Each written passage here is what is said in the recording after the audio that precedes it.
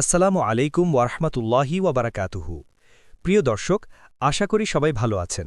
আপনি দেখছেন PB news, অর্থাৎ পে স্কেল বাংলাদেশ নিউজ, যেখানে আমরা তুলে ধরি সত্য, বিশ্লেষণ ও সময়োপযোগী আপডেট।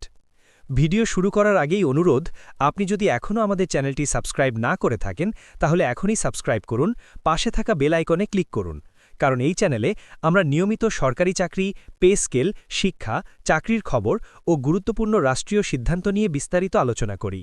আজকের এই দীর্ঘ বিশেষ প্রতিবেদনে আমরা আলোচনা করব নবম পে স্কেল বা নবম জাতীয় বেতন কাঠামোর আজকের সর্বশেষ অবস্থা, পে কমিশনের কাজ, কর্মচারীদের দাবি, সরকারের অবস্থান এবং ভবিষ্যতে কী হতে যাচ্ছে।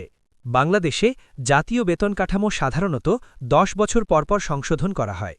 সর্বশেষ অষ্টম পে স্কেল কার্যকর হয় 2015 সালে, অর্থাৎ প্রায় 10 বছর ধরে সরকারি কর্মচারীদের মূল বেতন কাঠামো অপরিবর্তিত।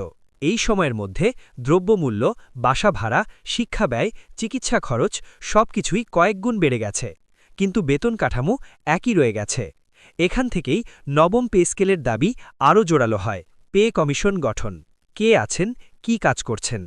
জাতীয় পে কমিশন কবে গঠন করা হয়? কমিশনের দায়িত্ব, তারা কি কি বিষয় বিশ্লেষণ করছে? মূল্যস্ফীতি, অন্যান্য দেশের বেতন কাঠামো, সরকারি কোষাগারের সক্ষমতা, সরকারি কর্মচারীদের জীবনমান। পে কমিশনের দায়িত্ব শুধু বেতন বাড়ানো নয়, বরং একটি বাস্তবসম্মত এবং টেকসই কাঠামো তৈরি করা। সম্ভাব্য বেতন কাঠামো, গভীর বিশ্লেষণ। বর্তমান গ্রেড 20টি, প্রস্তাবিত 14 থেকে 16টি। সর্বনিম্ন বেতন বর্তমান প্রায় 8,250 টাকা, প্রস্তাবিত 25,000 থেকে 35,000 টাকা। সর্বোচ্চ বেতন বর্তমান প্রায় 78,000 টাকা, সম্ভাব্য 1,20,000 থেকে 1,50,000 টাকা। যদি এই প্রস্তাব বাস্তবায়িত হয় তাহলে সরকারি কর্মচারীদের জীবনমানে একটি বড় পরিবর্তন আসবে। কর্মচারীদের দাবি, ক্ষোভ ও আন্দোলন। সরকারি কর্মচারীদের সংগঠনের বক্তব্য, তাদের প্রধান দাবিগুলো: দ্রুত পে স্কেল ঘোষণা, ন্যায্য বেতন, গ্রেড বৈষম্য দূর, আন্দোলন, মানববন্ধন, সংবাদ সম্মেলন। কর্মচারীরা বলছেন, বেতন না বাড়লে সংসার চালানো কষ্টকর হয়ে পড়ছে। পে স্কেল বাড়লে কি মূল্যস্ফীতি বাড়বে? সরকারের রাজস্ব চাপ পড়বে? এটি কি দীর্ঘমেয়াদে লাভজনক? বিশেষজ্ঞ বক্তব্য, যদি পরিকল্পিতভাবে করা যায় তাহলে এটি অর্থনীতিতে নেতিবাচক নয়, বরং ইতিবাচক প্রভাব ফেলতে পারে।